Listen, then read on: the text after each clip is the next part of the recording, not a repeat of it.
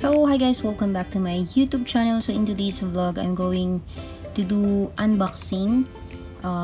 Makikita nyo naman sa aking thumbnail na this one is from Xiaomi and it's a CCTV camera na nabili ko from the Excite Alganim Electronics dito sa may Old Souk Salmiya kasi malapit lang kami dito guys, and alam nyo yun, pagka napapadaan and may nakikitang kakaiba at medyo mura ay napapabili tayo.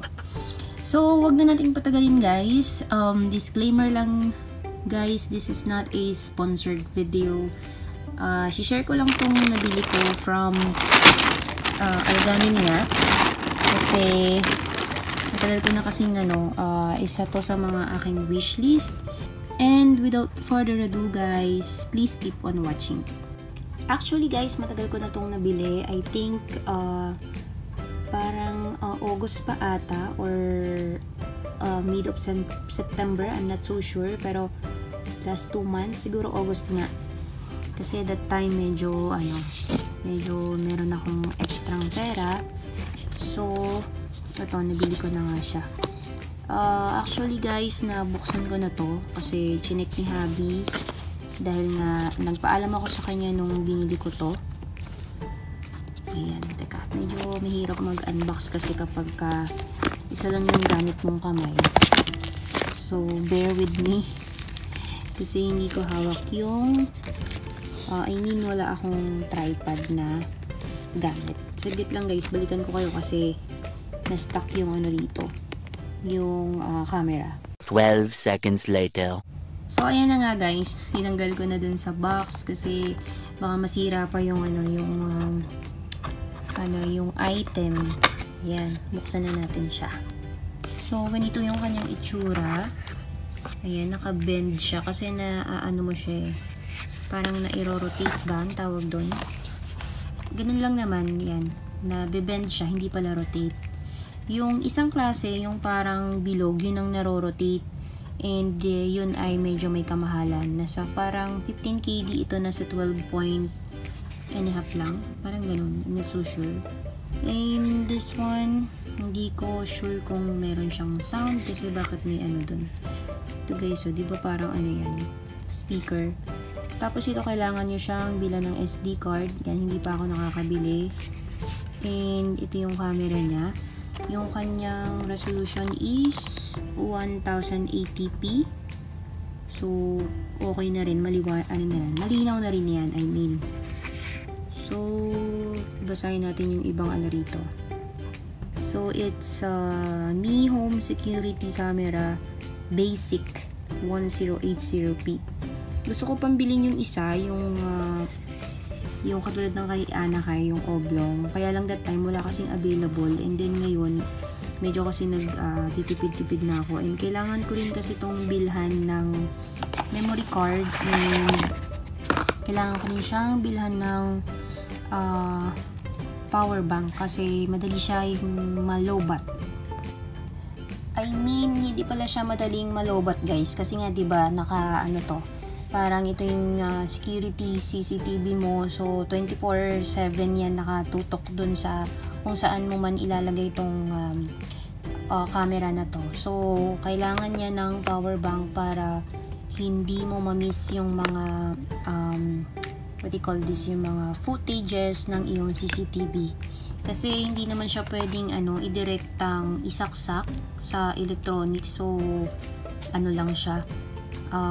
Tsaka maigsi lang itong cable niya.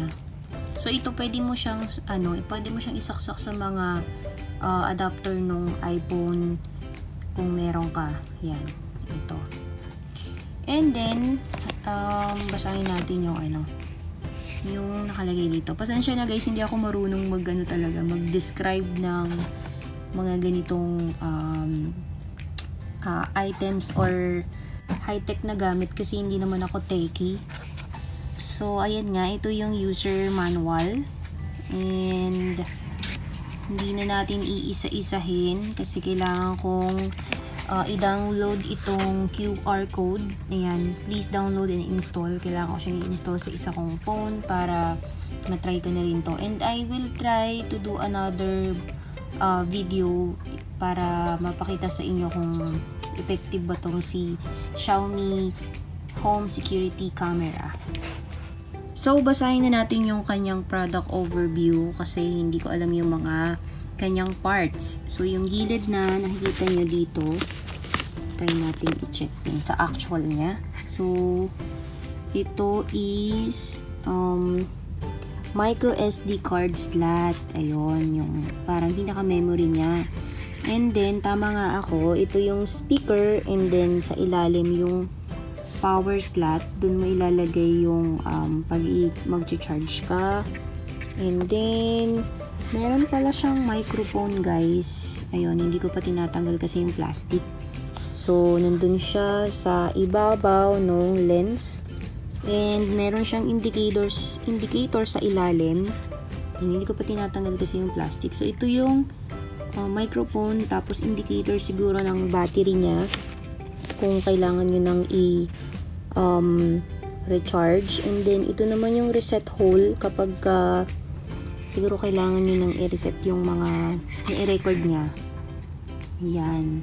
Reset hole. Yan. Kailangan nyo ng pardible or karayom. Kasi medyo maliit yung slot. And then, hindi ko alam kung magnet ba to. Hindi yata siya namamagnet. Wala siyang magnet. Kaya, medyo careful lang kayo sa paglalagyan nyo. Huwag masyadong mataas kasi pag nalaglag, sayang, baka mabasag itong lens. And then,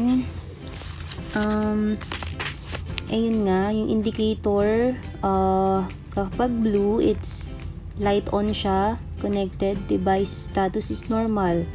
Kapag naman nagbi-blink yung blue light, connecting, and flashing orange rapidly, waiting for connection. Tapos, kapag yung orange na light is slowly flashing, it means software upgrading. So, ayan, how to use. Nag-jump tayo dito sa indicator. So, yung turning on, the Xiaomi Home Security Camera Basic will automatically activate once the power cable is inserted into the micro USB charging port. When the orange light is blinking, your device successfully turns on and then waits for connection. So, ayan. And then, installing a micro SD card. So, kailangan ko nga bumili ng micro SD card. And then, make sure that the security camera is powered off. Insert the micro SD card into the slot as shown in the figure. Please power off the security camera before installing or removing the micro SD card. And please apply a genuine micro SD card manufactured by a qualified supplier. Kasi guys, marami ng mga peke ngayon na micro SD card. Medyo may kamahalan nga lang yung micro SD card, depende sa memory. And make sure that the card is class 10 or above with the total storage capacity is no more than 64 GB. Buti na lang binasa ko siya. 64 GB pala yung kailangan na bibilin natin na micro SD card. So, nasa baba, hindi ko nababasahin. Restore factory settings. And so forth and etc. Yan, hindi ko na siya babasahin kasi medyo boring na kasi pagka binasa yan. And then, that's it for today's vlog and unboxing. Finally, na-unbox ko na rin tong Xiaomi Home Security Camera Basic kasi kailangan ko siyang i-download itong QR code and kailangan ko na rin siyang pag-aralan habang nandito ako sa Kuwait. So, that's it for today's vlog. Thank you for watching. Please don't forget to subscribe to my channel and see you on my next vlog. Bye!